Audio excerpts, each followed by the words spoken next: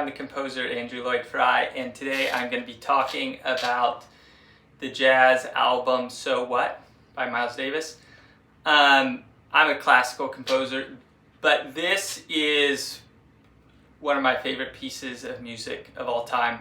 Probably the last 15 years, the album that I have listened to the most. So this is a very important piece of music for me. So a little context, recorded in 1959, obviously one of the best selling jazz albums of all time.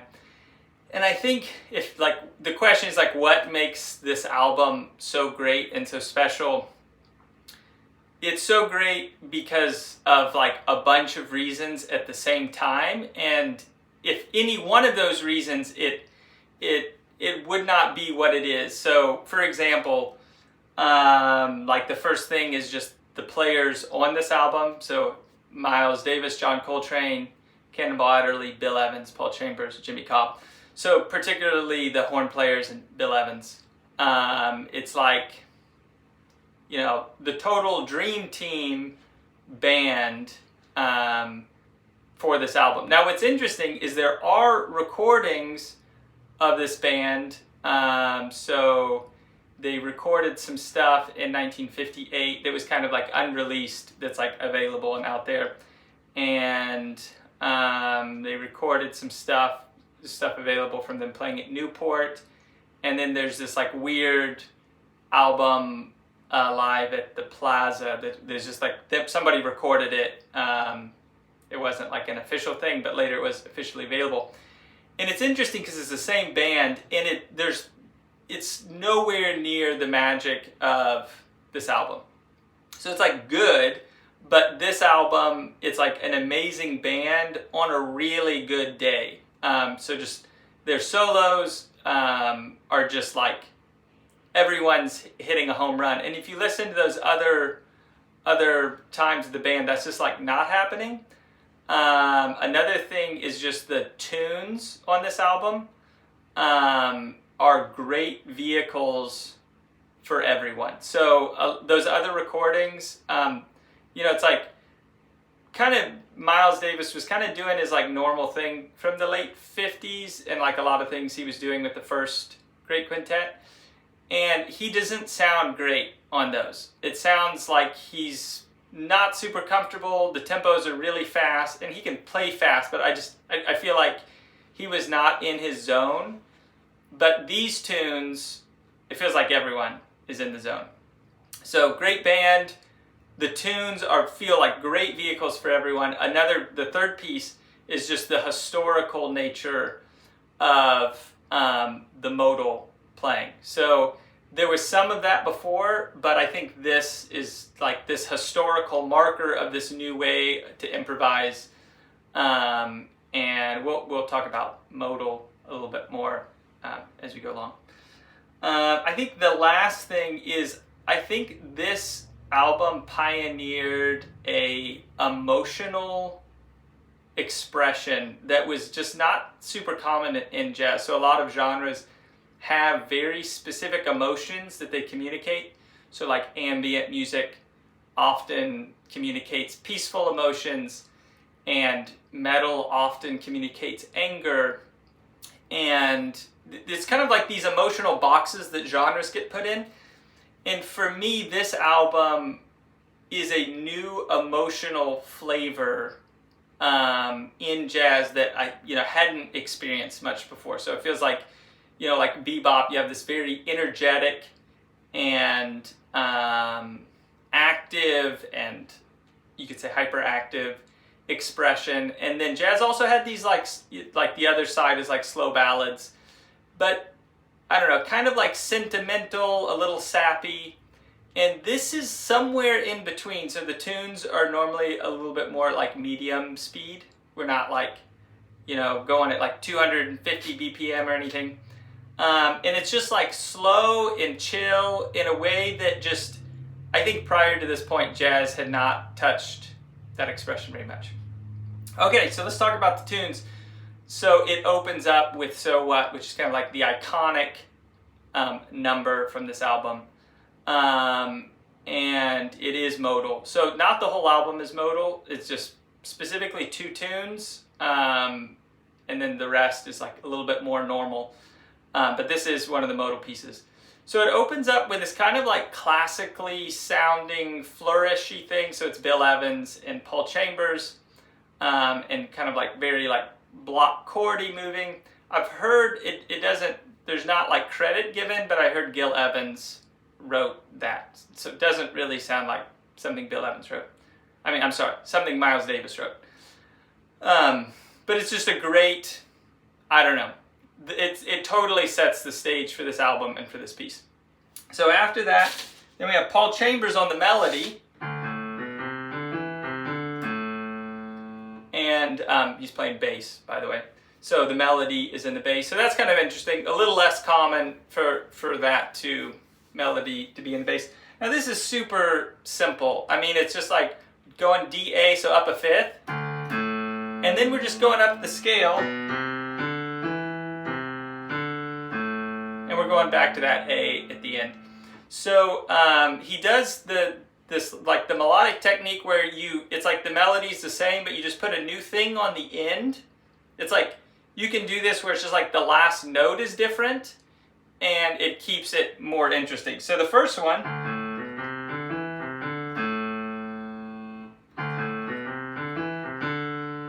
or maybe I reversed the order. I can't remember, but you can tell the difference is just the last one goes down to A. So after that, there's kind of this like call and response, and the bass does its thing, and then the piano does this in response, and the horns are with that too. Now this is a pretty special chord, and I would be curious how much of this was Bill Evans or Miles Davis. I mean, Miles played some piano, but there's some precedent for this in classical music. And Bill Evans studied classical music, so I don't know where this chord voicing came from, but it's a stack of fourths. So those are all fourths, and then there's a third on top.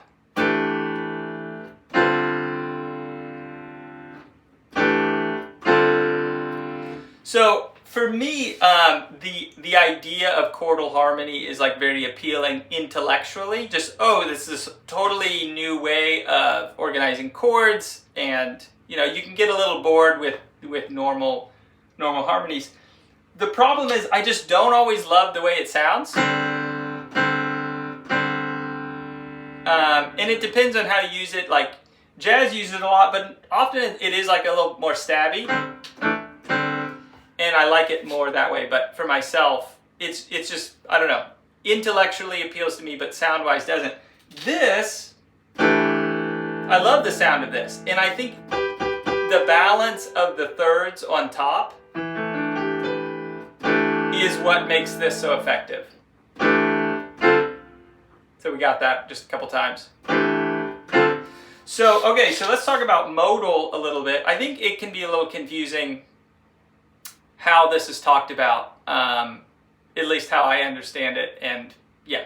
So modal, I think the easiest way to think about modal is the song is not really driven by lots of chord changes. So it could be on one harmonic place, it could be a couple chords, and the context is like bebop is ridiculously fast, and it's changing chords every 2 beats. So as an improviser, you're just constantly thinking about adjusting your melody to play the chords, and it's a very harmonic type of thought. And it's almost just like the chords are these hurdles, and you've got, okay, now I'm on B7, so I got to play the notes or the scale that's deriving from the B7, and like it's like a millisecond, and then you're on the next chord. So it's a very different type of mental process. And modal is like we're not really going anywhere. So even though we have this thing, it moves, it's kind of like an E chord down to D, we're really just on D minor, and that's just embellishing it. So when we're improvising, we're just staying in that D minor zone.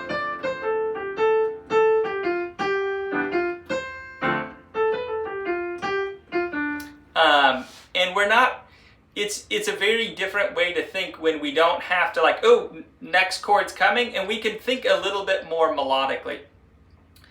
So that bass thing. So that happens several times. Is it eight measures? I think it's 8. And then it just goes up a half step. So we were in like D minor zone or D Dorian, and we go to E flat. So the melody is exactly the same. It's just taken up a half step, and then after that it just goes back to the original. So that's the head of the tune. Now I would say probably just because I've listened to this so much, and I'm a huge Miles fan, so it's like I have, like Live at the Plug Nickel and Miles in Berlin and 4 and More. I've heard this tune so much. So that's some of the context. I would say probably my biggest complaint about this is this melody. And it doesn't change much. It just is not as strong for me. I still love this piece, still love the tune. That would probably be my biggest complaint. Okay, so then we go into Miles' solo. George Russell, who is kind of a third stream classical jazz theorist. He was friends with Miles. He might have been involved in the birth of the cool. I'm not sure. He said Miles' solo on So What is the best jazz solo of all time, which obviously that's an opinion you can't quantifiably say that. I would have a hard time disagreeing. And what's crazy is if you look at what he's doing, and I'll play like a little sample of it, there is like nothing that's crazy. I mean, it's like a lot of eighth notes. We're not doing anything fast. He's not showing how great of a trumpet player he is. It's very paced, and theoretically, it's not like a shining gem just as far as like the ideas that are going on. So I don't know what the magic is. I don't know if it's like the emotion he's putting in. I don't know what it is, but it sounds so good. So it's like he starts like this.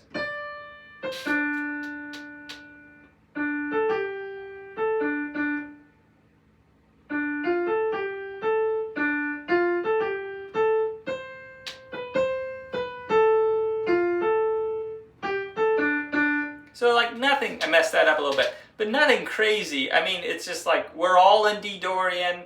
It does have this little thing, that kind of like little tag, and that comes back several times.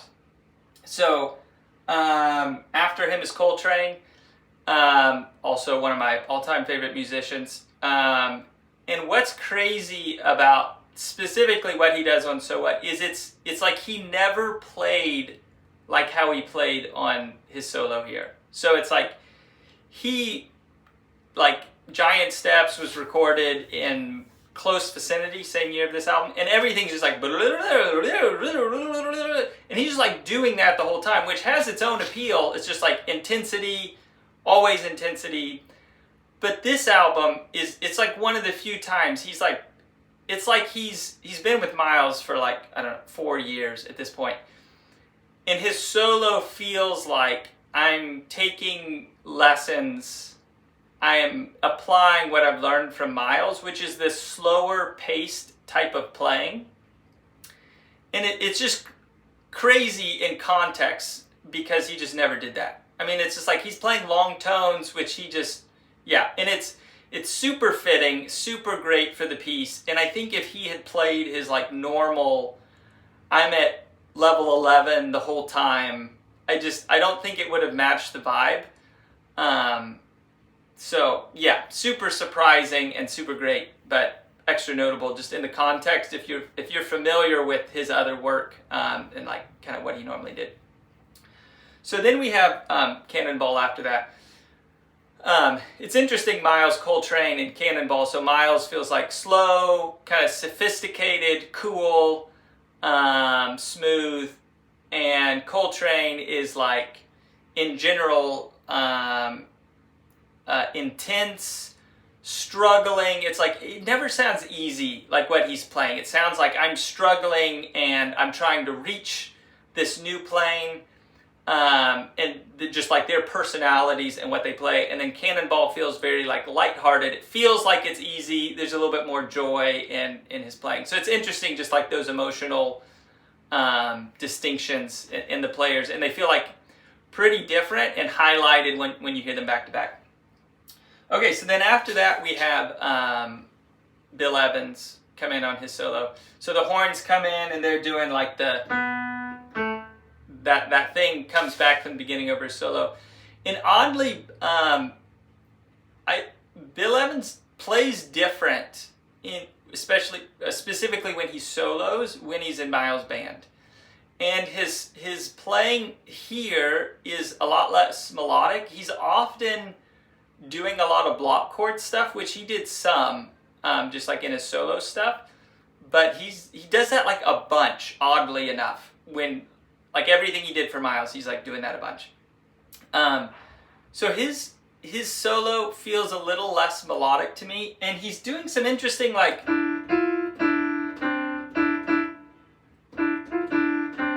I'm just making something up, but it's like that where he's playing these seconds, which I know Debussy did that. I don't know if that's like specifically from that. So yeah, he does his solo. Again, notable that it's not so like Bill Evans-y if you've listened to a lot of his other stuff. The next track on the album is Freddy Freeloader. So most of this album is Bill Evans. It doesn't play on Freddy Freeloader. And actually at the time, Bill wasn't in Miles' band anymore. He had left. And Miles just wanted him back in for this album. And obviously, there's, you can tell why. So Wynton Kelly shows up at the gig, and Bill Evans is there. So that, I assume that didn't feel very good. And Miles said, no, like I do have a job for you, and it's playing on Freddy Freeloader. So Freddy Freeloader is a blues, pretty, if you don't know, like the blues, it's like this pretty much the same chords. There's like some slight variations. Yeah, so Bill Evans is not a great blues player. Wynton Kelly is like the ultimate blues player. I mean, when he played on the final tour, So What, he makes So What sound bluesy. So he's well matched for this tune. So again, we don't have like super, I would say like crazy strong melodic material. Oh, my piano's not on. There we go.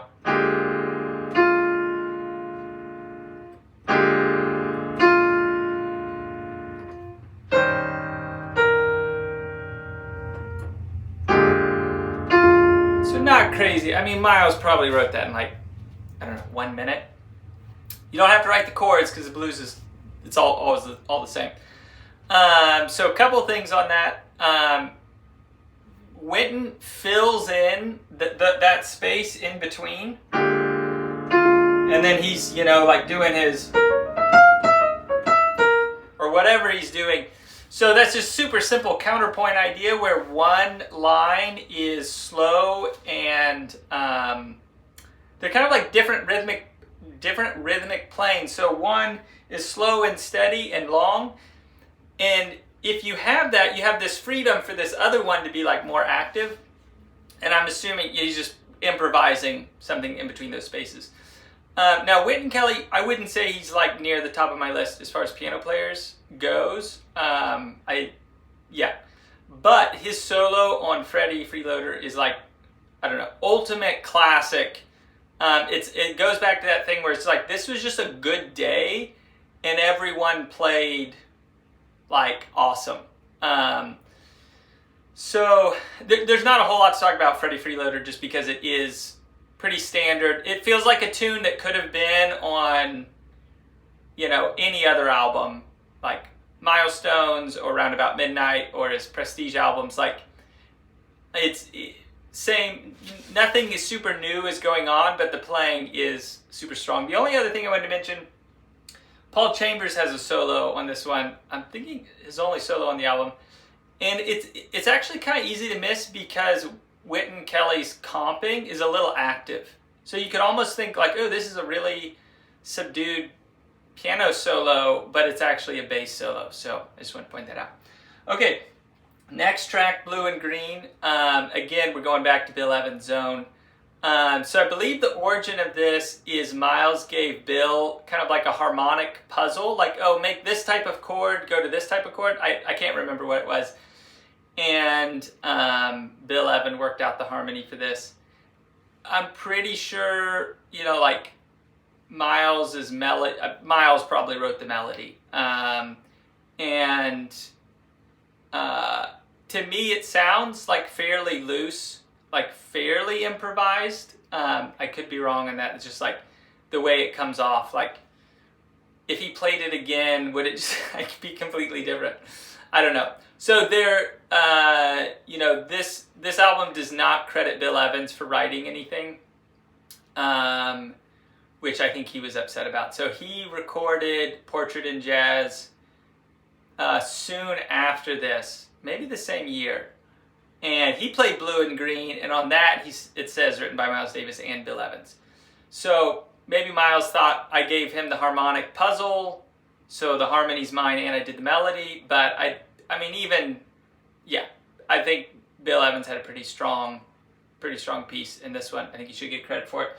Now, if we look at the melody with the chords,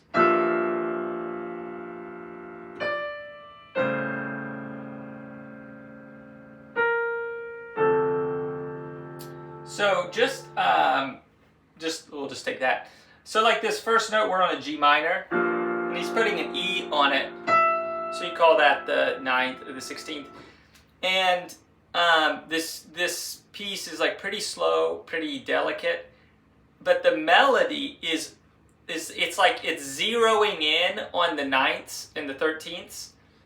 Or you could call those 2nds and 6ths, which I think is really effective emotionally. So it's like slow and tender, but then you have just that note hanging there. And if you did this, it's like the emotion of that is totally drained away.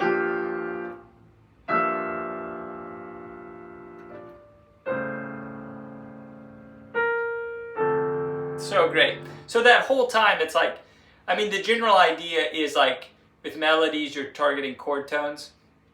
And this is like flipped on its head, and it's like, don't hit the chord tones, hit those colorful notes. And between just the vibe of the piece and Miles is on mute, it's just like, it's like perfect.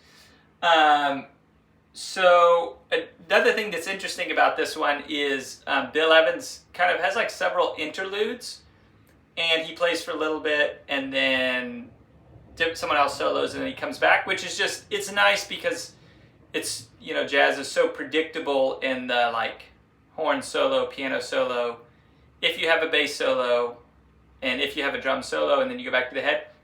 So that's like a nice change up. And then Coltrane's solo is notable on this. So this is his last like major recording. He played on like one track of My Prince Will Come, and he was still in the band after this. But this is, to me, this is like Coltrane and Miles goodbye. And in early albums, obviously Miles's like forte is slow ballads, and that definitely wasn't Coltrane's, especially in like 55, 56. I feel like a little awkward, clunky on that kind of stuff. So it's like My Funny Valentine. It's like Coltrane is not playing. It's just like Miles, Red Garland. Okay, then we're done. So they probably didn't view it like this. To me, this is like Miles giving Coltrane his graduation slip. Like, okay, you've learned the lesson. You've learned the lessons from me. You get to play on a ballad, and he does a great job. Now, notably, Cannonball does not play, and I think, it would have been fine, but he does have that more joyful extroverted sound, and I just think emotionally that would have been a little less matched for the piece. After blue and green, we go to all blues. So again, this one, blues tune, so it's kind of like a lot of the work's done for you as far as like compositional work. And I don't think Miles spent very much time like preparing any of this. I think everyone like is seeing this music for the first time. I think some of the ideas of like modal harmony he'd been thinking about for a while, but I mean all of this is like, I don't know, pretty fresh. So all blues, Bill Evans is on all blues, and this is it's a blues tune that emotionally sounds pretty different. So it's in 6/8. So that alone, and just like the vibe of it is not like super bluesy, even though it is a blues. So there's like a blues and like a blues that's like using the chord form, but just has a different feel. So the other thing is the when we're on the 5 chord, so normally we're using like 1, 4, 5, and they're all dominants. So that's this D, dominant 7. That's embellished, and it goes up a half step, and then it goes back to the G.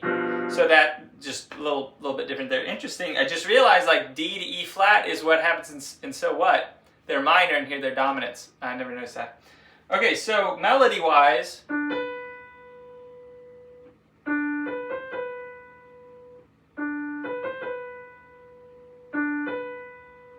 again, you know, I don't think this is something Miles spent a bunch of time crafting.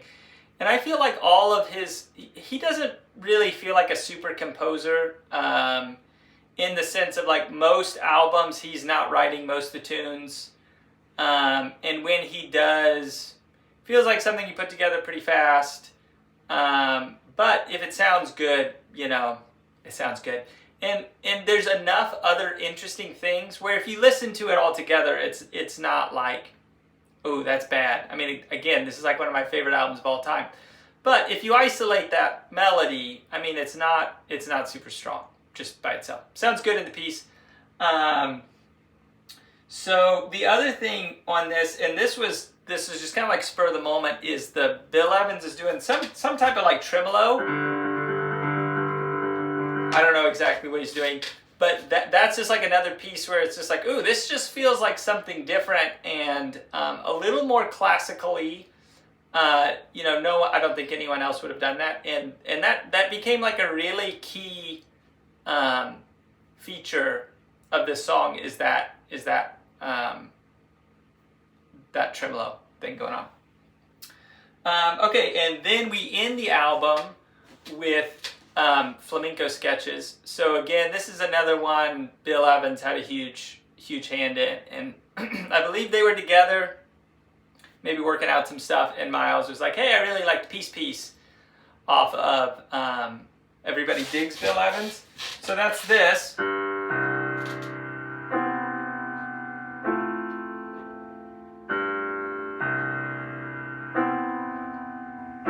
And that is just the whole time, and then he's like improvising.